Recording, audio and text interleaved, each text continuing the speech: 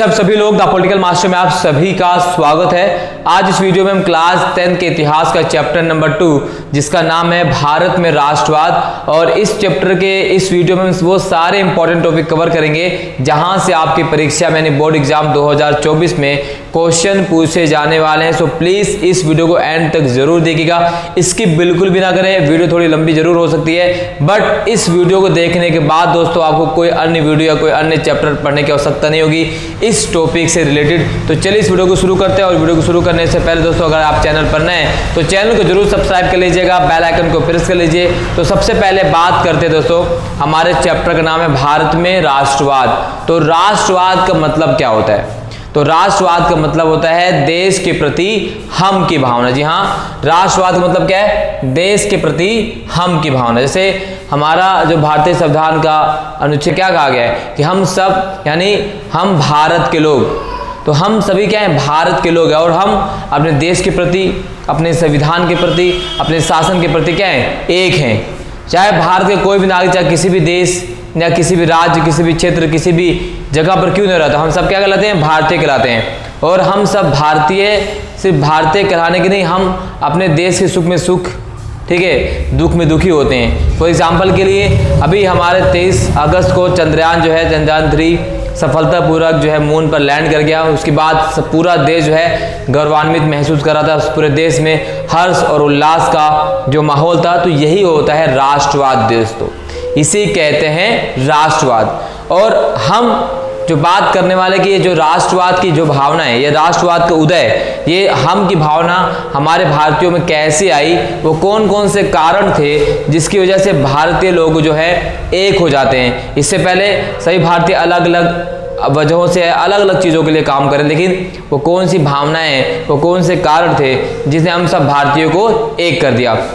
तो जान लेते हैं जो सबसे पहला, वो जो सबसे महत्वपूर्ण कारण माना जाता है वह है दोस्तों फर्स्ट वर्ल्ड वॉर यानी प्रथम विश्व युद्ध। तो प्रथम विश्व युद्ध में ऐसे कौन सी घटनाएं घटी, वो कौन सी चीजें हुई जिसने हम सब भारतीयों के अंदर राष्ट्रवाद की भावनाओं को जागृत किया। तो सबसे पहला जो रीजन माना जाता है दोस्तों है करों में वृद्धि। जी हाँ, करों में वृद्धि। आप ये सोच रहे हो कि करों में वृद्धि से भारतीयों के अंदर राष्ट्रवाद की भावना कैसे जगी?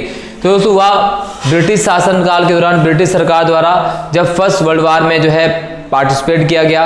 फर्स्ट वर्ल्ड वॉर के दौरान बहुत सारे देशों से ब्रिटिश सरकार ने कर्ज लिया, क्योंकि युद्ध केवल इंसान से नहीं लड़ा जाता है, युद्ध के लिए आपको हथियार और अन्य साजो सामान चाहिए, और उस चीज को खरीदने के लिए ब्रिटिश सरकार ने अन्य देशों से कर्ज लिया, और उस कर्ज का सारा भार ब्रिटिश सरकार ने भारतीयों पर लाद दिया। जी हाँ, तो कर में बेतहाशा वृद्धि कर दी। तो इस कर में बेतहाशा वृद्धि की वजह से ही भारतीयों के अंदर वो भावना आ गई कि यार हम एक तो युद्ध ब्रिटिश सरकार लड़ रही है, हम पर पहले से कर का बोझ लाद दिया गया, ऊपर से और कर्ज को बढ़ा दिया गया है। तो अब धीरे धीरे भारतीय समझने लगे कि भाई ब्रिटिश सरकार से अब हमें छुटकारा पाना है। तो ये बहुत बड़ा रीजन था करों में वृद्धि का। तो पहला कारण माना जाता है करों में वृद्धि। दूसरा दोस्तों कीमतों में वृद्धि। जी हाँ, कीमतों में वृद्धि का मतलब यह है कि ब्रिटिश सरकार ने भारतीयों को निचोड़ने के लिए या उनसे ज़्यादा से ज़्यादा पैसे निकालने के लिए दामों में वृद्धि कर दी। दाम पहले से बहुत ज़्यादा थे, ठीक है, लोगों के पास पूंजी बिल्कुल भी नहीं थी, और इसके एवज में ब्रिटिश सरकार ने क्या कर दिया? दामों को दुगुना कर दिया। यानी पहले दाम कुछ ज़्यादा थे, लेकिन उससे ज़्यादा दाम फर्स्ट वर्ल्ड वॉर दौरान बढ़ा दिया गया। तो ये दामों में वृद्धि कर दी गई, जिससे आम जनमानस बहुत ज़्यादा जो है चिंतित होने लगा। आम जनमानस के अंदर वो भावना भरने लगी कि भाई अब हमें ब्रिटिश सरकार से छुटकारा पाना है। लोग एक साथ एकत्रित होने लगे। तो दामों में भारी वृद्धि, कीमतों में भारी वृद्धि भी राष्ट्रवाद के उदय के कारणों में से एक मानी जाती है। तीसरा जो सबसे महत्वपूर्ण कारण माना जाता है वो होता है दोस्तों जबरन भर्ती। ब्रिटिश सरकार ने किसानों, ग्रामीण नौजवानों को जो है अपनी सेना में जबरदस्ती भर्ती करने लगी, क्योंकि उन्हें फर्स्ट वर्ल्ड वॉर के दौरान सैनिकों की आवश्यकता थी, और सैनिकों को पूर्ति करने के लिए ब्रिटिश सरकार ने भारतीय नौजवानों को अपने सेना में जबरन भर्ती किया, और जबरन भर्ती करके उन्हें वो बाहर देशों में लड़ने के लिए ले गए। और आप हमारे समाज में या भारतीय समाज में प्राचीन काल से किंवदंतियां चली आ रही थी कि भाई 7 समुद्र पार जाने से भारतीय धर्म जो है भ्रष्ट हो जाता है। तो ये एक वजह थी जिसे भारतीयों के अंदर वो भावना जागी कि भाई अब हमें ब्रिटिश सरकार से छुटकारा पाना है। तो जबरन भर्ती भी एक बहुत बड़ा कारण मानी जाती है। अकाल की अगर हम बात करें दोस्तों तो 1913 से लेकर 1918 तक भारत में बहुत ज़्यादा अकाल रहा, यानी मानसून ना के बराबर रहा, बरसात ना के बराबर है और उसकी वजह से फसलों का उत्पादन ना के बराबर रहा। जब फसल उत्पादन नहीं हुआ तो बहुत सारे जो है लाखों संख्या में लोग जो है मारे गए। 1921 की जनगणना के अनुसार दोस्तों जो है 120 से 130 लाख जो है लोग मारे गए थे अकाल की वजह से। इसी बीच महामारी, फ्लू की महामारी भी एक बहुत बड़ा कारण रही और इस महामारी के दौरान, इस अकाल के दौरान ब्रिटिश सरकार को भारतीयों की सहायता करनी चाहिए थी, किसानों की सहायता करनी चाहिए थी, बट उन्होंने ऐसा नहीं किया। उल्टा ही भारतीयों पर ज़्यादा से ज़्यादा कर लगा दिया गया, कीमतें दुगनी कर दी गई, ठीक है, उनका सहयोग नहीं किया गया, उनका इलाज नहीं किया गया। तो ये वजह बनी भारत में राष्ट्रवाद के उदय के कारणों में। और एक महत्वपूर्ण कारण हो रहता है वो है रॉलेट एक्ट। इन सब कुछ होने के बाद 1918 में जैसे ही फर्स्ट वर्ल्ड वॉर समाप्त होता है, ब्रिटिश सरकार ने भारतीय क्रांतिकारियों को दमन करने के लिए, भारतीयों को जो है जेल में डालने के लिए, उनको रोकने के लिए क्या कर दिया, एक ऐसा काला कानून लाया जिसमें भारतीयों को जबरन जो है जेल में डाला जाता था। अब ये जो रॉलेट एक्ट है इसकी चर्चा हम आगे करेंगे, बट इसमें ये भी एक बहुत महत्वपूर्ण कारण माना जाता है भारत में राष्ट्रवाद के उदय के कारणों में। तो ये टॉपिक आई थिंक आपको भारत में राष्ट्रवाद उदय कैसे हुआ और उसके कारण क्या रहे। चलिए, इसके लिए तो एक लाइक तो बनता है दोस्तों, चैनल पर है तो चैनल को जरूर सब्सक्राइब कर दीजिएगा। बात करते हैं कुछ इंपॉर्टेंट वर्ड्स की, कुछ इंपॉर्टेंट टॉपिक की जहां से क्वेश्चन 1 नंबर से डायरेक्ट पूछे जाते हैं। तो जबरन भर्ती, तो ब्रिटिश सरकार द्वारा जबरन, जो भारतीय नवयुवक थे, ग्रामीण किसान थे, ग्रामीण लोगों को अपनी सेना में जबरन भर्ती किया जाने लगा। तो ये एक बहुत क्वेश्चन पूछा कि जबरन भर्ती से आप क्या समझते हैं। तो नौजवानों को, ग्रामीण किसानों को ब्रिटिश फौज में, ब्रिटिश सेना में वर्ल्ड वार के दौरान जबरन भर्ती किया गया, तो इसे जबरन भर्ती कहा जाता है। बहिष्कार, तो बहिष्कार दोस्तों विरोध या प्रदर्शन का एक ऐसा तरीका होता है जिसमें जिसके खिलाफ हम विरोध करते हैं उसके द्वारा बनाए चीज़ों का बहिष्कार किया जाता है। जैसे असहयोग आंदोलन के दौरान विद्यार्थियों ने स्कूल कॉलेज छोड़ दिए, ठीक है, वकीलों ने वकालत छोड़ दी, ब्रिटिश सरकार द्वारा बनाए कानून का विरोध किया गया, तो इस तरह से बहिष्कार किया जाता है, तो इसे बहिष्कार कहते हैं। पिकेटिंग, पिकेटिंग का क्या अर्थ होता है, यहाँ से डायरेक्ट क्वेश्चन पूछा जाता है। तो पिकेटिंग भी विरोध या प्रदर्शन करने का दोस्तों एक तरीका होता है।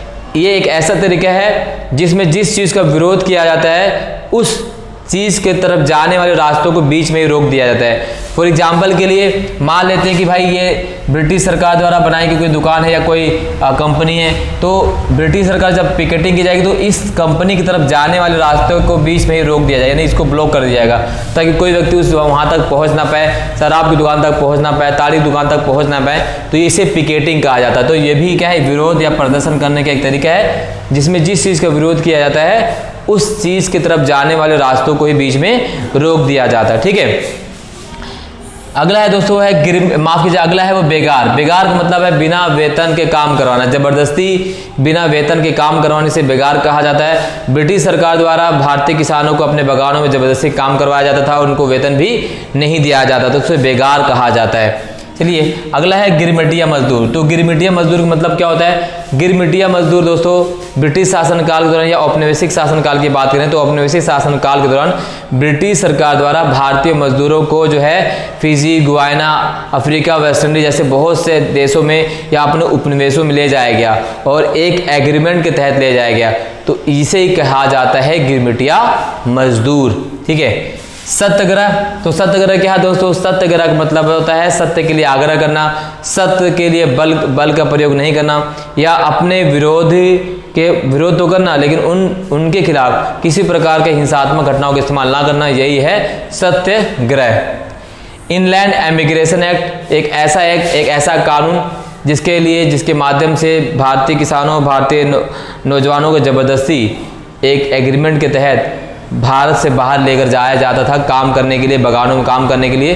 तो आपको मुझे बताना है कमेंट बॉक्स में कि जो इनलैंड इमिग्रेशन एक्ट है वो ब्रिटिश सरकार द्वारा कब लागू किया गया। जी हाँ, कब लागू किया गया।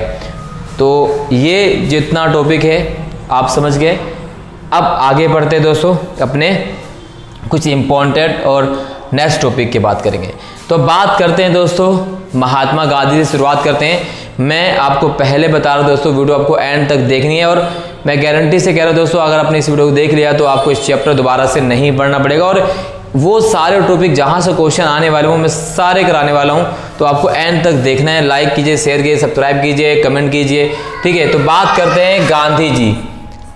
तो दोस्तों गांधी जी से शुरुआत करते हैं हम। तो महात्मा गांधी, जैसे आप सभी को पता है, महात्मा गांधी इंग्लैंड में वकालत करने के बाद अफ्रीका चले जाते हैं 1893 में, और जब अफ्रीका जाते हैं तो अफ्रीका में उन्हें 1893 में 7 जून के आसपास उन्हें एक ट्रेन से बाहर निकाल दिया था। हालांकि महात्मा गांधी उस ट्रेन की टिकट भी लेते हैं, लेकिन उन्हें एक अंग्रेज द्वारा यह कहकर बाहर निकाल दिया गया कि ये जो ट्रेन है वो केवल गोरों के लिए, गैर गोरों के लिए नहीं है। तो इस तरह से महात्मा गांधी के साथ जो भेदभाव किया गया, और उसी भेदभाव के बाद महात्मा गांधी ने पूरे अफ्रीका में भारतीय लोगों के साथ होने वाले अन्याय अत्याचार के खिलाफ आवाज उठाई, और अफ्रीका ने ही महात्मा गांधी को क्या बनाया, महात्मा बना दिया। तो कई बार क्वेश्चन पूछा जाता है कि महात्मा गांधी को महात्मा किसने बनाया, तो महात्मा गांधी को महात्मा बनाया दक्षिण अफ्रीका ने।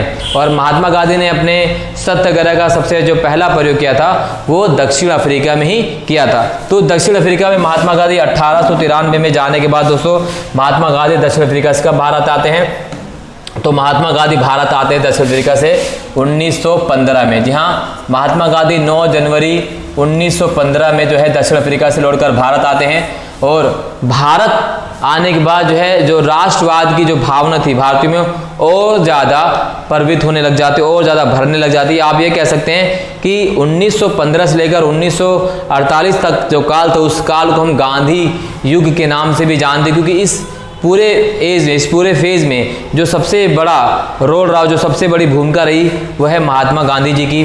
तो महात्मा गांधी जी दोस्तों अगर हम बात करें तो आप सभी को उनके बारे में पता ही है कि इनका जन्म कब होता है, कहाँ होता है, ठीक है। महात्मा गांधी का जन्म 2 अक्टूबर 1869 को कहाँ होता है, पोरबंदर गुजरात में हुआ, ठीक है।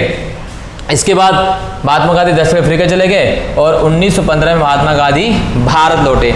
महात्मा गांधी से कुछ संबंधित कुछ चीज़ें जो आपसे पूछी जा सकती हैं, जैसे महात्मा गांधी जो पहला फॉर्म है वो फिनिक्स फॉर्म यानी डरबन अफ्रीका में खोला गया 1904 में।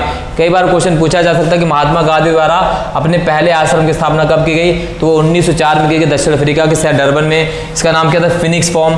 दूसरा महात्मा गांधी ने जो अपना जो है फॉर्म की स्थापना करी या आश्रम की स्थापना करी वो है टॉलस्टॉय फॉर्म, वो है जोहान्सबर्ग 1910 में।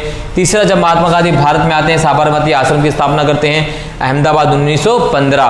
तो 3 आश्रम 3 फॉर्म ये बहुत ही इंपॉर्टेंट है, यहाँ से जो है सवाल पूछे जा सकते हैं दोस्तों, क्लियर। तो ये आपको यहाँ पर देखना है। इसके बाद दोस्तों अगर हम बात करें महात्मा गांधी का भारत में आने के बाद पहला भाषण, यहाँ से 1 नंबर का क्वेश्चन पूछा जाता है कि भाई जब महात्मा गांधी भारत आए और भारत आने के बाद महात्मा गांधी ने जो पहला भाषण दिया वो भाषण 1916 में दिया जाता है महात्मा गांधी द्वारा, और वो भाषण दिया जाता है BHU में, जिसे हम बनारस हिंदू विश्वविद्यालय के नाम से जानते हैं। जी हाँ, बनारस हिंदू विश्वविद्यालय में महात्मा गांधी द्वारा दिया गया पहला भाषण था। महात्मा गांधी को मुख्य अतिथि तौर पर जो है बुलाया गया था, और जब महात्मा गांधी जी बनारस हिंदू विश्वविद्यालय के प्रांगण में भाषण देते हैं और वहाँ पर जो भीड़ थी, तो महात्मा गांधी अपने भाषण में ये कहते हैं कि यहाँ पर जो लोगों की भीड़ उपस्थित है ये भद्रजनों की भीड़ है, यहाँ पर असली भारत नहीं है। और महात्मा गांधी जी को देखकर बहुत पीड़ा होती है कि भाई यहाँ पर हर एक तबके के लोग नहीं है, बस केवल उच्च तबके के या भद्रजन लोग यहाँ पर हैं। तो इससे महात्मा गांधी को बहुत पीड़ा होती है, और महात्मा गांधी जो है ब्रिटिश सरकार के खिलाफ आंदोलन करने की जो है सोच लेते हैं। पर यहाँ पर एक व्यक्ति ऐसे थे जिन्होंने महात्मा गांधी को ब्रिटिश सरकार के खिलाफ तुरंत आंदोलन जो है करने से रोक देते हैं। उनका नाम होता है गोपाल कृष्ण गोखले। जी हाँ, गोपाल कृष्ण गोखले। क्या नाम है, गोपाल कृष्ण गोखले, ठीक है। तो गोपाल कृष्ण गोखले वो हैं व्यक्ति हैं जिन्होंने महात्मा गांधी को फौरन तौर पर ब्रिटिश सरकार के खिलाफ आंदोलन सत्याग्रह करने से मना किया।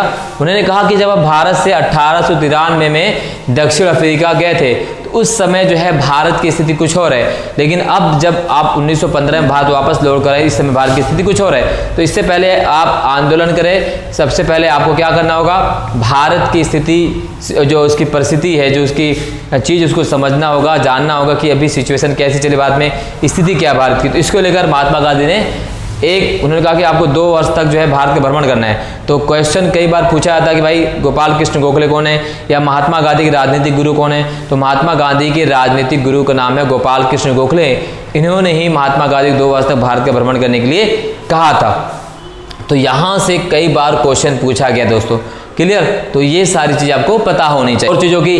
तो सबसे पहला भाई महात्मा गांधी का भारत में आने के बाद 3 बैक टू बैक जो सत्याग्रह था वो कौन सा। यहां से सवाल कई बार पूछे जाते कि भाई महात्मा गांधी का भारत में आने के बाद प्रथम सत्याग्रह कौन था। तो महात्मा गांधी जी का भारत में आने के बाद जो प्रथम सत्याग्रह था उसका नाम क्या है। तो यहां से क्वेश्चन जो है पूछे जाते हैं दोस्तों, ठीक है। तो हम बात कर लेते हैं महात्मा गांधी के भारत में आने के बाद प्रथम सत्याग्रह, द्वितीय सत्याग्रह, तृतीय सत्याग्रह कौन था। तो ये क्वेश्चन यहाँ से जो है पूछा जाता है, कई बार पूछा और बार पूछा जाता रहा है। तो बात कर लेते हैं महात्मा गांधी के भारत में आने के बाद प्रथम 3 सत्याग्रह। तो महात्मा गांधी का महात्मा गांधी द्वारा भारत में चलाए गए प्रथम 3 सत्याग्रह। तो महात्मा गांधी द्वारा भारत आने के बाद चलाए गए प्रथम 3 सत्याग्रह कौन थे। तो दोस्तों पहला जो सत्याग्रह है वह चंपारण, ठीक है, चंपारण सत्याग्रह, ठीक है, चंपारण सत्याग्रह है पहला, ठीक है। ये चलाया गया कब, 1917 में चलाया गया था चंपारण सत्याग्रह। उसके बाद दोस्तों दूसरा है खेड़ा सत्याग्रह, ठीक है, खेड़ा सत्याग्रह। और तीसरा जो है दोस्तों वह है अहमदाबाद, ठीक है, अहमदाबाद मील मजदूर जो है मजदूर के लिए जो है महात्मा गांधी ने 3 सत्याग्रह भारत में किए बैक टू बैक। तो अब हम चर्चा करते हैं दोस्तों पहले सत्याग्रह की जिसका नाम है चंपारण सत्याग्रह। तो चंपारण सत्याग्रह की अगर हम बात करें दोस्तों तो चंपारण सत्याग्रह जो महात्मा गांधी द्वारा शुरू किया गया था वो क्या था, वो कराया गया था 3 कठिया पद्धति के लिए। जी हाँ, 3 कठिया पद्धति, यानी महात्मा गांधी द्वारा जो पहला सत्याग्रह चलाया गया था वो किसान सत्याग्रह था और भारत में ब्रिटिश सरकार द्वारा किसानों से जबरदस्ती नील की खेती करवाई जा रही थी और जिस पद्धति के माध्यम से नील की खेती करवाई जा रही थी उस पद्धति को हम 3 कठिया पद्धति के नाम से जानते हैं। तो महात्मा गांधी बिहार के एक नेता, किसान नेता जिनका नाम था राजकुमार शुक्ल, क्या नाम है उनका, राजकुमार, जी हैं, तो राजकुमार शुक्ल, ठीक है। तो राजकुमार शुक्ल के कहने पर राजकुमार शुक्ल जो है महात्मा गांधी को बुलाने के लिए आते हैं और महात्मा गांधी उनके कहने पर चंपारण जाते हैं और इस 3 कठिया पद्धति के खिलाफ महात्मा गांधी अंग्रेजों के खिलाफ जो है सत्याग्रह का आह्वान करते हैं और इस जो है सत्याग्रह सफलतापूर्वक महात्मा गांधी द्वारा जो है संपन्न करा लिया। तो महात्मा गांधी के जो भारत में पहला सत्याग्रह था चंपारण सत्याग्रह वो सही रहा और महात्मा गांधी इसमें जीत रही, सफल रहा सत्याग्रह। और यहाँ पर एक कहानी ये भी है कि इसी दौरान जब महात्मा गांधी ने अपने पत्नी, ठीक है, कस्तूरबा बाई गांधी को जब बिहार में महिलाओं के पास भेजा कि आपको आंदोलन में भाग लेना है ब्रिटिश सरकार के खिलाफ, तो जब कस्तूरबा बाई गांधी बिहार में एक घर में गई तो वहाँ पर जब आम महिलाओं के लिए आंदोलन का आह्वान किया गया तो वहाँ पर उन्होंने देखा कि भाई घर में 3 महिलाएं हैं लेकिन महिलाओं के पास पहनने के लिए कपड़े नहीं हैं, एक कपड़ा जिससे महिलाएं आंदोलन में कैसे आएंगी। तो ये सारी व्यथा जो है महात्मा गांधी द्वारा जो है माफ कीजिएगा जो है उनकी पत्नी द्वारा महात्मा गांधी की सारी बातें बताई जाती हैं। उसी के बाद महात्मा गांधी ने अपने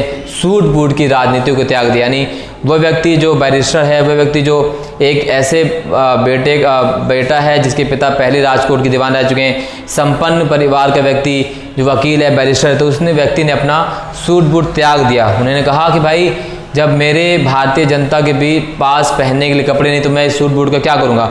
उसी के बाद महात्मा गांधी ने अपना सूट बूट त्याग दिया और धोती कुर्ते में महात्मा गांधी धोती में आ गए। तो इस तरह से महात्मा गांधी ने भारतीयों की तरह दिखने की, सोचने की पूरी प्रक्रिया शुरू कर दी। यानी महात्मा गांधी जहाँ भी जाते थे वो लोगों को उसी भाषा से बात करते जिस भाषा में वहाँ के लोग जानते थे, उन्हीं बोलचाल, वही पहनावा। तो इस तरह से आम लोगों के आम बोलचाल की भाषा में, आम पहनावे के साथ महात्मा गांधी सबके प्रिय बन गए, जनमानस के नेता बन गए। तो ये बहुत बड़ी खूबी थी महात्मा गांधी में, ऐसे ही कोई नहीं महात्मा हो जाता है महात्मा गांधी की तरह, ठीक है। तो इस तरह से आपको देखना कि किस प्रकार से पहला सत्याग्रह संपन्न हुआ, वह चंपारण सत्याग्रह। दूसरा सत्याग्रह था दोस्तों महात्मा गांधी के भारत में, तो दूसरा सत्याग्रह था, ठीक है, अगर हम दूसरे सत्याग्रह की बात करें तो वह है खेड़ा सत्याग्रह, ठीक है। दूसरा क्या है, दूसरा सत्याग्रह है खेड़ा, ठीक है, खेड़ा सत्याग्रह।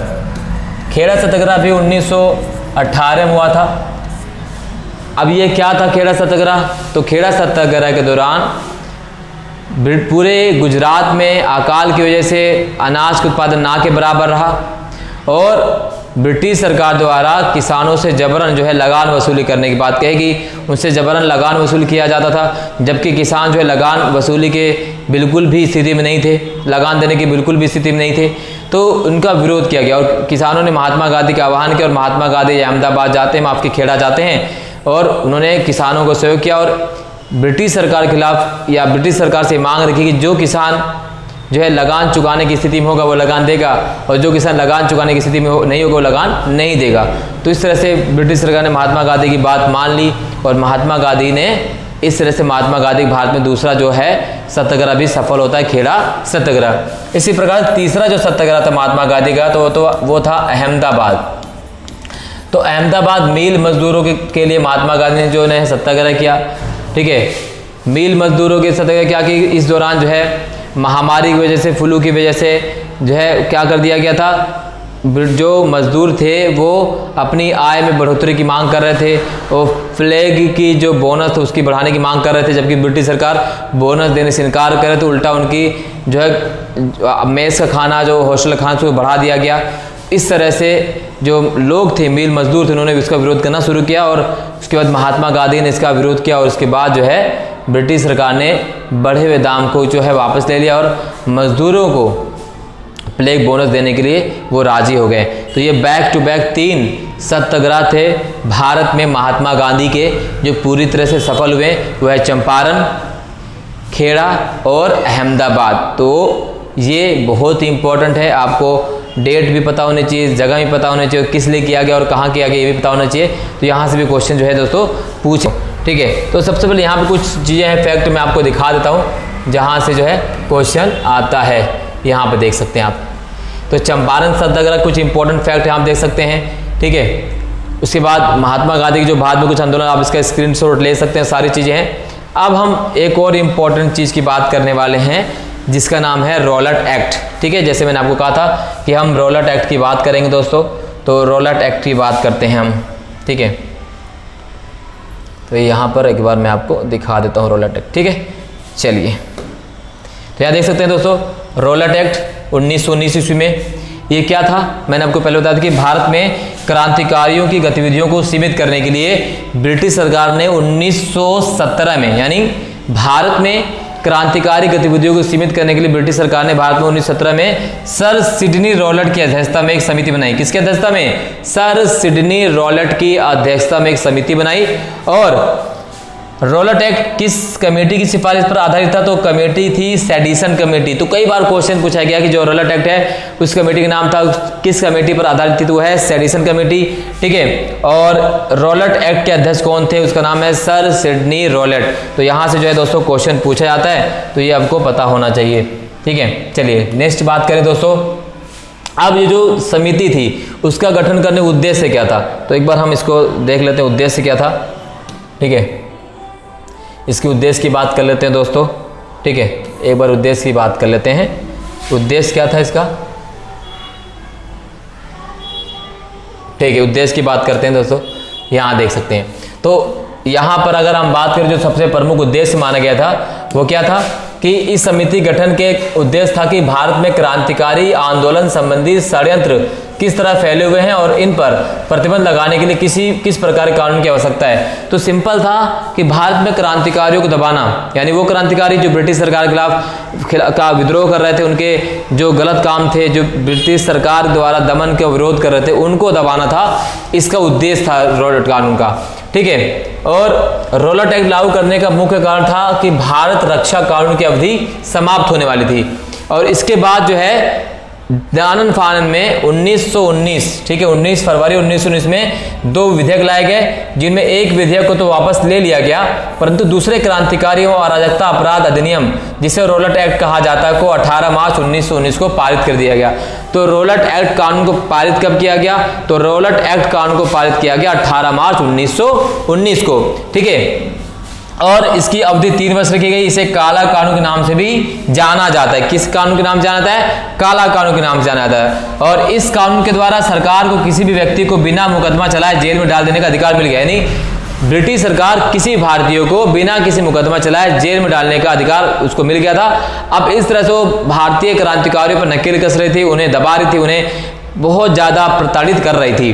और इसको रॉलेट एक्ट को बिना वकील, बिना अपील और बिना दलील कानून के भी कहा गया है। इसे काला अधिनियम एवं आतंकवादी अपराध अधिनियम के नाम से भी जाना जाता है दोस्तों। तो इस तरह से ये रॉलेट एक्ट कानून लागू किया गया, जिसका उद्देश्य था भारतीय क्रांतिकारियों का दमन करना, उन्हें जेल में डालना, उन्हें रोकना, जो ब्रिटिश सरकार के विरोध कर रहे थे, भारतीयों के अंदर जो है भय का माहौल पैदा करना। क्योंकि इस कानून के माध्यम से भारतीयों को सबके सामने सजा दी जाती थी, ठीक है, चौराहे पर फांसी पर लटका दिया जाता, ताकि दूसरे लोग जो उनको देखकर ब्रिटिश सरकार के खिलाफ कोई भी कदम उठाने से पहले उनका या उनके खिलाफ क्या काम किया जाता है, किस तरह से उनके साथ व्यवहार किया जाता है, वो देख लें और कोई व्यक्ति ब्रिटिश सरकार के विरोध ना करे दोस्तों। अब इस काला कानून के खिलाफ, इस जघन्य कानून के खिलाफ जो महात्मा गांधी ने संपूर्ण देश में 6 अप्रैल 1919 को जो है रॉलेट सत्याग्रह चला दिया। यहाँ पूरे भारत में रॉलेट सत्याग्रह के चलाने की शुरुआत 6 अप्रैल 1919 को महात्मा गांधी द्वारा की गई, ठीक है।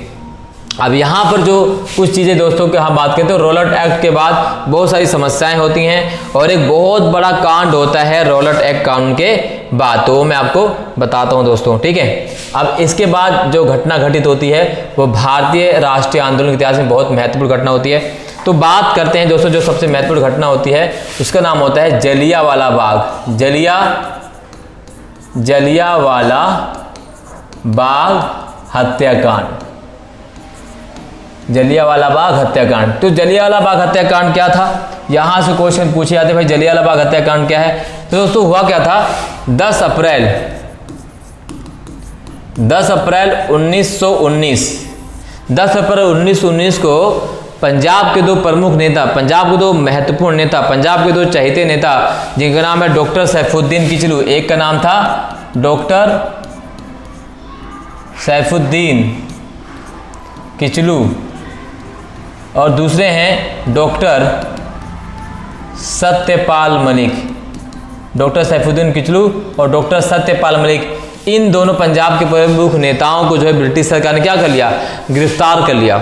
और इसी दोनों नेताओं की गिरफ्तारी का विरोध करने के लिए पंजाब के लोगों ने शांतिपूर्ण प्रदर्शन के लिए, पंजाब में अमृतसर में एक मैदान है जिसे जलियांवाला बाग मैदान के नाम से कहा जाता था, उस मैदान में लोग शांतिपूर्ण प्रदर्शन करने के लिए इकट्ठा होते हैं, अपने दो चहेते नेताओं का गिरफ्तारी का विरोध करने के लिए इकट्ठा होते हैं। लेकिन संयोगवश उस दिन बैसाखी का भी नहीं था और लोगों को ये नहीं पता था कि पूरे पंजाब में मार्शल लॉ लागू किया गया है। अब इस कानून में क्या होता है, मार्शल लॉ कानून में, तो इस कानून के तहत आप एक साथ इकट्ठा नहीं हो सकते, भीड़ इकट्ठा नहीं कर सकते और सारा अधिकार जो पुलिस के पास चला है, जिसे आप धारा 144 नाम से वर्तमान में जानते हैं। तो हुआ क्या, जब जलियांवाला बाग मैदान में लोग प्रदर्शन करने के लिए, शांतिपूर्ण प्रदर्शन के लिए इकट्ठा होते हैं, तो जलियांवाला बाग मैदान में जाने के लिए दोस्तों एक रास्ता जो था वो संकरी गली से होकर गुजरता था और यही एग्जिट था और यही से एंट्री थी, यानी दूसरा और कोई रास्ता नहीं था। तो उस समय पंजाब के जो डायर मतलब जनरल थे, जनरल डायर, वहाँ सिपाहियों के साथ पहुँच जाते हैं और बिना किसी वजह, बिना किसी कारण, बिना किसी कह सकते हैं कि उन्होंने एक बार भी उनको वहां से जाने के लिए नहीं कहा और बिना सोचे समझे निहत्थे शांतिप्रिय प्रदर्शनकारी पे जनरल और डायर ने अंधाधुंध गोलियां बरसा दी और सैकड़ों की संख्या में लोग मारे गए, सैकड़ों की संख्या में, हजारों की संख्या में लोग मारे जाते हैं। और बहुत से लोग, यहाँ पे कुआं था, बहुत से लोगों ने अपने कुएं में जो है जान बचाने के लिए कुएं में छलांग लगा दी, इसमें उनकी मौत हो गई। तो इस हत्याकांड ने पूरे भारतीय राष्ट्रीय आंदोलन को हिलाकर रख दिया। इस जघन्य अपराध ने पूरे भारतीय राष्ट्रीय आंदोलन को हिलाकर रख दिया और ये कांड होता है 13 अप्रैल 1919 को। 13 अप्रैल 1919 को ये जलियांवाला बाग हत्याकांड होता है जनरल डायर के द्वारा। इस जघन्य अपराध को कृत्य करने के बाद जनरल डायर क्या कहता है, जनरल डायर कि ये मेरे द्वारा की गई उचित कार्रवाई थी, ये भारतीयों को सबक सिखाने के लिए। तो इस अपराध करने के बाद भी जनरल डायर बिल्कुल सीना चौड़ा करके बोलता है कि भाई ये तो भारतीयों को जो है क्या दिखाने के लिए था, भारतीयों को दिखाने के लिए था, भारतीयों के लिए किया गया था। तो इस अपराध के बाद घटित होती हुआ मैं आपको बताता हूँ दोस्तों वो सारी चीज़ें जो इसके बाद घटित होती है। तो यहाँ पर आप देख सकते हैं। तो सबसे पहले अगर हम बात करें दोस्तों, ठीक है, तो अब जब घटना घटित हो गई तो उन्होंने क्या कहा था कि भाई लोगों को सबक सिखाने के लिए कार्रवाई की गई थी। अब उसके बाद उसको कोई भी पश्चाताप नहीं था। और इस हत्याकांड के बाद दोस्तों, इस हत्याकांड के बाद एक कमेटी बिठाई गई। उस कमेटी को हम सेडिशन कमेटी कहते हैं। हंटर कमीशन बैठाया गया। तो हंटर कमीशन को की रिपोर्ट के गांधी जी ने बिल्कुल खराब बताया। उसके बाद जो है दोस्तों, इस जघन्य घटना के बाद, इस हत्याकांड के बाद रविन्द्रनाथ टैगोर ने क्या किया? रविन्द्रनाथ टैगोर ने अपनी नाइटहुड की उपाधि वापस कर दी। ब्रिटिश सरकार द्वारा भारतीयों को जो उपाधियां दी जाती थी, और इस अपराध के विरोध में, इस अपराध के खिलाफ विरोध में, ठीक है, रविन्द्रनाथ टैगोर ने ब्रिटिश सरकार द्वारा दी गई नाइटहुड की उपाधि वापस कर दी। और अगस्त 1919 में अमृतसर में कांग्रेस का अधिवेशन संपन्न हुआ, जिसकी अध्यक्षता मोतीलाल नेहरू ने की थी। और इस अधिवेशन में किसानों ने बड़ी संख्या में भी भाग लिया था। तो ये एक बहुत बड़ा कांड था जिसे हम जलियांवाला बाग हत्याकांड के नाम से जानते हैं। जलियांवाला बाग हत्याकांड कब हुआ, किसने किया, और किसकी वजह से ये काम किया गया था, और क्यों हुआ, और इसके बाद किसने अपनी उपाधि त्याग दी, यहाँ से क्वेश्चन जो है वो पेपर में पूछा जा सकता है। इसके बाद एक और इम्पोर्टेंट आंदोलन दोस्तों है खिलाफत मूवमेंट। तो बात कर लेते हैं दोस्तों खिलाफत मूवमेंट की। तो खिलाफत मूवमेंट क्या है, ठीक है, तो खिलाफत मूवमेंट की बात करते हैं सबसे पहले। तो खिलाफत आंदोलन क्या है? खिलाफत आंदोलन, तो दोस्तों खिलाफत आंदोलन 1919। तो खिलाफत आंदोलन क्यों किया गया, इसके पीछे वजह क्या है दोस्तों? वजह यह है कि ब्रिटिश सरकार द्वारा तुर्की के खलीफा के पद को समाप्त कर दिया गया। जी हाँ, ब्रिटिश सरकार ने तुर्की के खलीफा के पद को जो है समाप्त कर दिया। तुर्की के खलीफा के पद को समाप्त कर दिया। अब खलीफा कौन होते थे? तो खलीफा उस जमाने में दोस्तों पूरे मुस्लिम जगत का नेता होते थे, यानी जो पूरे विश्व में मुसलमान है उस मुसलमानों के नेताओं जो प्रमुख थे, जो वहाँ के आप कह सकते हैं उनके जो सिपह सलार थे, उन्हें हम खलीफा के नाम से जानते थे। और ब्रिटिश सरकार ने तुर्की के इसी पद को समाप्त कर दिया। उसके बाद ब्रिटिश सरकार द्वारा फर्स्ट वर्ल्ड वॉर के दौरान भारतीय मुसलमानों से वादा किया गया था कि अगर आप हमें फर्स्ट वर्ल्ड वॉर में सहयोग करेंगे, सहायता करेंगे, तो हम आपके खलीफा के पद को, उसकी पदवी को वापस कर देंगे, उसे वापस लौटा दिया जाएगा। तो इसी वादे के साथ ब्रिटिश सरकार ने भारतीय मुसलमानों को युद्ध में शामिल, यानी सेना में शामिल होने का आह्वान किया। और भारतीय मुसलमानों ने भी इसी वजह से ब्रिटिश सरकार के सहयोग के भाई तुर्की खलीफा के पद को वापस कर दिया जाएगा। लेकिन जैसे ही सेकंड वर्ल्ड वॉर समाप्त होता 1918 में, ब्रिटिश सरकार ने अपने वादों को पूरा नहीं किया। और ब्रिटिश सरकार द्वारा किए गए वादा पूरा ना करने के खिलाफ, यानी वादा खिलाफी के खिलाफ, और वादा खिलाफी के खिलाफ ही 1919 में खिलाफत आंदोलन शुरू किया गया अली बंधुओं के द्वारा। अली बंधु, जी हाँ, अली बंधु के द्वारा जो है खिलाफत आंदोलन की शुरुआत की गई। और वो कौन थे? मौलाना शौकत अली, ठीक है, मौलाना शौकत अली, और दूसरे थे मौलाना मोहम्मद अली, मौलाना शौकत अली और मौलाना मोहम्मद अली, ठीक है। तो इन दो भाइयों के द्वारा जो है खिलाफत आंदोलन की शुरुआत की गई, जिसे हम खिलाफत आंदोलन कहते हैं, इसे अली बंधु कहते हैं। वह है मौलाना शौकत अली और मौलाना मोहम्मद अली, ठीक है। और इस तरह से खिलाफत आंदोलन की शुरुआत है। और इसी खिलाफत आंदोलन को महात्मा गांधी ने सपोर्ट भी किया, क्योंकि उनका मानना था कि इस आंदोलन में हिंदू मुसलमान एक साथ होकर ब्रिटिश सरकार के खिलाफ आंदोलन करेंगे, उनके खिलाफ आंदोलन करेंगे। इसके बाद महात्मा गांधी ने भी एक आंदोलन की शुरुआत करी, जिसे असहयोग आंदोलन के नाम से जाना जाता है। ये टॉपिक आप समझ गए कि खिलाफत आंदोलन जो है क्यों हुआ था, इसके पीछे कारण क्या था, किसने शुरू किया, ठीक है। चलिए अब बात कर लेते हैं कुछ और टॉपिक की, ठीक है। तो यहाँ पे देख सकते हैं खिलाफत आंदोलन में कुछ और फैक्ट आपको बता देता हूँ जो आप एग्जाम में आपके आ सकता है। तो यहाँ पे देख सकते हैं भाई 1919 में मोहम्मद अली और शौकत अली, जो अली बंधुओं के नाम से प्रसिद्ध थे, ने अबुल कलाम के नेतृत्व में खिलाफत आंदोलन चलाया। और इस आंदोलन को चलाने के लिए खिलाफत कमेटी गठित की गई, जिसमें गांधी जी भी शामिल थे। सितंबर 1919 में एक अखिल भारतीय खिलाफत कमेटी का गठन किया गया और 17 अक्टूबर 1919 को अखिल भारतीय स्तर पर खिलाफत दिवस भी मनाया गया था। 24 नवंबर 1919 को दिल्ली में हुई खिलाफत कमेटी के सम्मेलन की अध्यक्षता किसने की थी? महात्मा गांधी ने। और इस खिलाफत आंदोलन का विरोध किसने किया था? CR दास ने इसका विरोध किया था। ठीक है। और अबुल कलाम आजाद ने अपनी पत्रिका अल हिलाल के माध्यम से इस आंदोलन का प्रचार किया। ठीक है। तो इस आंदोलन का प्रचार किसने किया था? अबुल कलाम आजाद ने। पत्रिका थी अल हिलाल। क्लियर। नेक्स्ट की बात करते दोस्तों, तो ये यहाँ पर आप देख सकते हैं कुछ इंपॉर्टेंट स्वतंत्रता संग्राम की कुछ घटनाएं जो 1889 से लेकर 1947 तक हुई है, सारी चीज़ यहाँ पर आप देख सकते हैं। इसका फोटो कॉपी ले सकते हैं आप, मार्ग के फोटो जो है स्क्रीनशॉट ले सकते हैं। और ये 1885 में राष्ट्रीय कांग्रेस स्थापना, 1905 में बंगाल विभाजन, 1906 में मुस्लिम लीग की स्थापना, 1909 में इंडियन काउंसिल एक्ट, 1912 में बंगाल विभाजन रद्द कर दिया गया, 1909 ईस्वी में गवर्नमेंट ऑफ इंडिया एक्ट, इसके फलस्वरूप प्रथम विधानमंडल निर्वाचित हुआ, 1929, 1935 ये सारी चीज़ें यहाँ पर दी गई हैं दोस्तों। आपको इसे आप कर सकते हैं। अब हमारा जो है इंपॉर्टेंट टॉपिक है वह है दोस्तों असहयोग आंदोलन। क्या है? असहयोग आंदोलन। क्या है असहयोग आंदोलन? यहाँ से भी क्वेश्चन पूछा जाता है, असहयोग आंदोलन। ठीक है दोस्तों, वीडियो लंबी जरूर हो जाएगी, लेकिन इस कंप्लीट वीडियो में आपको सब कुछ मिलने वाला जो आपको कहीं नहीं मिलेगा, मैं गारंटी देता हूँ। तो असहयोग आंदोलन की दोस्तों शुरुआत होती है 1920। ठीक है। और असहयोग आंदोलन की अगर हम बात करें दोस्तों, तो असहयोग आंदोलन को स्वीकार कब किया गया था? नागपुर अधिवेशन। तो कांग्रेस का एक अधिवेशन हुआ था, कांग्रेस का नागपुर अधिवेशन।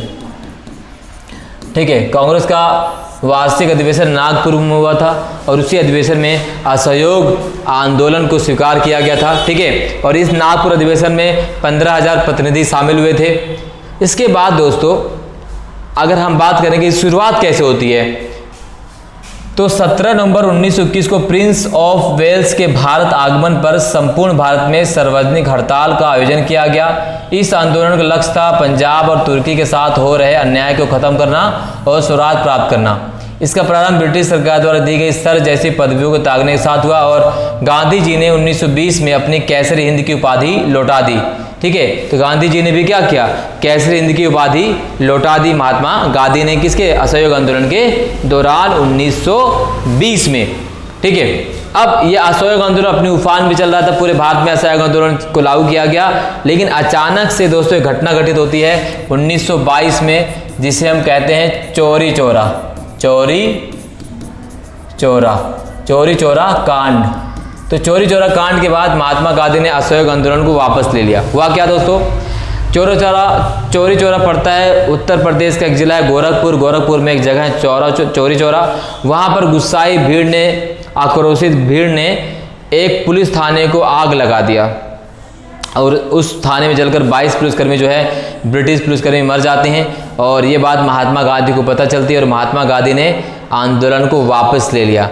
तो 1920 में शुरू किया गया असहयोग आंदोलन 1922 में चौरा चौरी हत्याकांड के बाद जो है समाप्त हो जाता है। चौरा चौरी कहाँ पड़ता है, कब घटना होती है ये? तो घटना होती है 5 फरवरी 1922 को।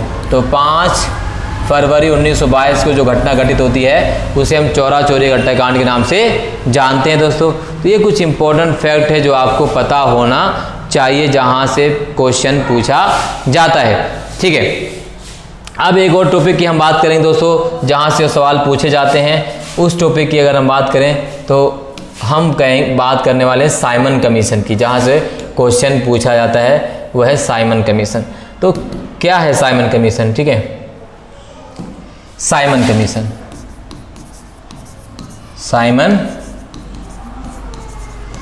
कमीशन यहाँ से सवाल आता है। तो साइमन कमीशन दोस्तों क्या है? तो साइमन कमीशन की नियुक्ति 1927 में की गई थी और साइमन कमीशन 1928 में जो है भारत में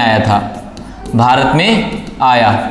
तो साइमन कमीशन का उद्देश्य क्या था? साइमन कमीशन का उद्देश्य था कि 1919 में भारत शासन अधिनियम जो पारित किया गया था उस कानून को क्या करना, उस कानून की जांच करना, उस एक्ट की जांच करना कि कानून सही है या गलत है, क्या क्या चीज़ें हुई इस कानून से, तो वो सारे कुछ लेखा जोखा उससे इस कानून में तय करना था।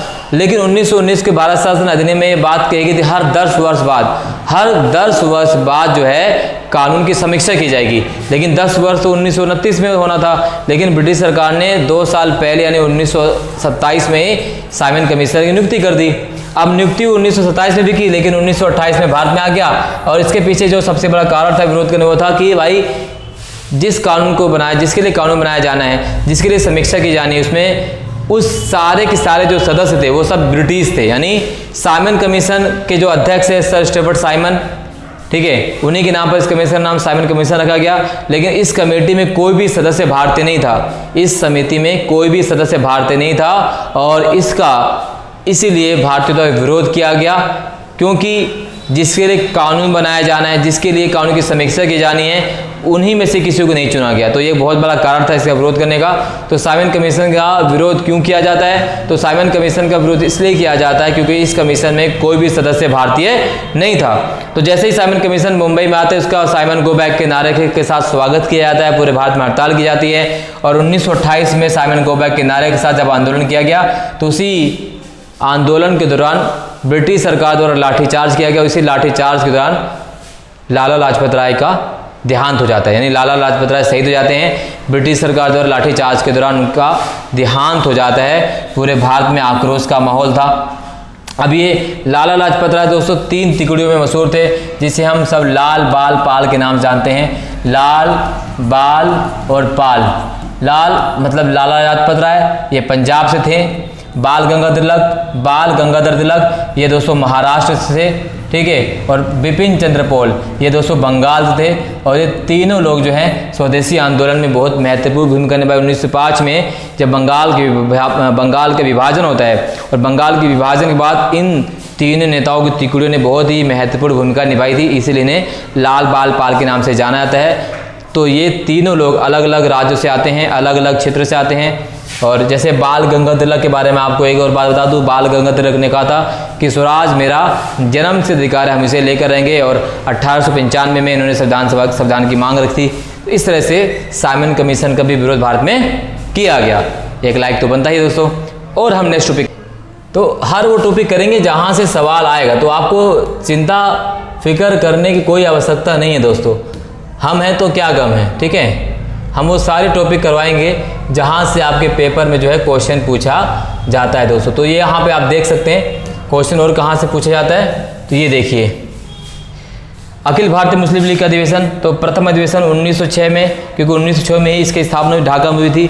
दूसरा अधिवेशन 1907 कराची, तीसरा अधिवेशन 1908 अमृतसर, ठीक है। और मुस्लिम लीग के अमृतसर अधिवेशन 1908 में मुस्लिम के लिए एक पृथक निर्वाचन मंडल की मांग की गई, जिसे 1909 में मार्शल मार्ले मिंटो सुधार द्वारा स्वीकृति प्रदान की गई थी, ठीक है। तो ये कुछ इम्पोर्टेंट जो है दोस्तों, ठीक है, ये कुछ इम्पोर्टेंट चीज़ें थी जहाँ से पेपर में क्वेश्चन जो है पूछा जाता है। इसके बाद एक और इम्पोर्टेंट टॉपिक हम करते हैं, जिसे हम कहते हैं दांडी यात्रा, यानी नमक यात्रा, ठीक है। चलिए तो बात करते हैं महात्मा गांधी द्वारा एक चलाए गए एक और आंदोलन की, जिसे हम नमक आंदोलन, नमक सत्याग्रह के नाम से जानते हैं। वह एक टॉपिक हमारा दांडी मार्च। क्या है? दांडी मार्च या नमक सत्याग्रह। दांडी मार्च या आप इसे नमक सत्याग्रह भी कह सकते हैं, नमक सत्याग्रह, ठीक है। क्या है नमक सत्याग्रह? तो दांडी मार्च की बात करें तो दोस्तों 12 मार्च 1930 से इसकी शुरुआत की गई। कहाँ से? गुजरात के महात्मा गांधी के आश्रम से, साबरमती आश्रम से तो कहाँ तक? दांडी तक, ठीक है। अब है था क्या दोस्तों, ब्रिटिश सरकार ने नमक पर कर लगा दिया। वो नमक जो अब तक भारतीय खुद बनाकर इस्तेमाल कर रहे थे, उसके लिए किसी प्रकार के पैसा देने की आवश्यकता नहीं थी। यानी ब्रिटिश सरकार ने नमक पर ही कर लगा दिया। ऊपर से यह कह दिया कि भाई कोई भारतीय नमक का उत्पादन नहीं करेगा, नमक इस्तेमाल करना होगा तो ब्रिटिश सरकार द्वारा बनाए गए कंपनी का ही नमक आप इस्तेमाल कर सकते थे, ठीक है। तो अब नमक को महात्मा गांधी ने एक सत्याग्रह के रूप में परिवर्तित कर दिया। और नमक को महात्मा गांधी ने सत्याग्रह के लिए क्यों चुना? क्योंकि नमक एक ऐसी चीज़ थी जो पूरे भारत में हर एक व्यक्ति इस्तेमाल करता है, हर एक वर्ग इस्तेमाल करता है, अमीर, गरीब, हिंदू, मुस्लिम, सिख, ईसाई, यानी एक बहुत ही महत्वपूर्ण चीज़। और इसी वजह से हर एक वर्ग द्वारा इस्तेमाल की जाने की वजह से महात्मा गांधी ने नमक को ही सत्याग्रह के लिए चुना। महात्मा गांधी द्वारा ब्रिटिश सरकार से जो 11 सूत्री मांगे रखी गई उसमें यह भी थी कि भाई नमक कर को वापस ले लिया जाए। महात्मा गांधी ने कहा कि भाई 11 मार्च तक आपको नमक कर वापस ले लेना है, नहीं तो 12 मार्च को हम इसके खिलाफ क्या करेंगे, सत्याग्रह करेंगे। तो ब्रिटिश सरकार ने महात्मा गांधी की मांग को स्वीकार नहीं किया। उसके बाद 12 मार्च 1930 से महात्मा गांधी ने अपने 78 अनुयायियों के साथ नमक सत्याग्रह की ओर कूच कर गए, यानी दांडी तरफ कूच कर गए। महात्मा गांधी को दांडी जाना था, तो साबरमती से दांडी तक की जो यात्रा थी वो 240 मील थी, और महात्मा गांधी ने हर दिन 10 मील यात्रा करने के बारे में सोचा। हर दिन 10 मील यात्रा कर रहे थे महात्मा गांधी, और 6 अप्रैल 1930 को महात्मा गांधी दांडी पहुंचते हैं, और दांडी समुद्र तट पर पहुंचकर, ठीक है, एक केतली में समुद्र का पानी लेते हैं और उसे उबालते हैं, और इस तरह से महात्मा गांधी ने नमक सत्याग्रह को तोड़ दिया, यानी माफ कीजिए, नमक कानून को तोड़ दिया, और महात्मा गांधी को गिरफ्तार कर लिया जाता है। और ये वो सत्याग्रह जिस सत्याग्रह ने पूरे विश्व में महात्मा गांधी को जगा दिया, यानी पूरे विश्व में महात्मा गांधी को लोग जाने लगे, उनके बारे में लोग सुनने लगे, समझने लगे, पढ़ने लगे, यानी वैश्विक नेता के रूप में महात्मा गांधी को चिन्हित करने का काम किया था नमक सत्याग्रह ने। ये वही सत्याग्रह है जिस सत्याग्रह में महिलाओं ने भी पहली बार बढ़ चढ़कर भाग लिया, क्योंकि महात्मा गांधी 10 मील की जब यात्रा करते थे तो हर पड़ाव पर महात्मा गांधी 10 मील यात्रा में रुका करते थे, तो जहाँ जहाँ रुकते थे वहाँ के लोग उस यात्रा में शामिल होते चले जाते थे। तो बहुत ज़्यादा लोग शामिल हो गए थे महात्मा गांधी के इस सत्याग्रह में, तो बहुत ज़्यादा जनमानस का समूह इकट्ठा हुआ था, और इसी आंदोलन ने महात्मा गांधी को वैश्विक रूप से पहचान भी दिलाई। तो यह है नमक सत्याग्रह, दांडी यात्रा। जैसे ही महात्मा गांधी ने 6 अप्रैल 1930 को नमक कानून तोड़ा, वैसे ही एक आंदोलन की शुरुआत होती है, उसे हम सविनय अवज्ञा आंदोलन के नाम से जानते हैं, जो हम इसके नेक्स्ट पार्ट में करेंगे। दोस्तों आज के लिए बस इतना ही। वीडियो अच्छी लगी तो शेयर कीजिएगा, लाइक कीजिएगा, कमेंट कीजिएगा, चैनल पर नए हैं तो सब्सक्राइब जरूर कीजिएगा, और आप सभी को मेरी तरफ से रक्षाबंधन की हार्दिक शुभकामनाएं।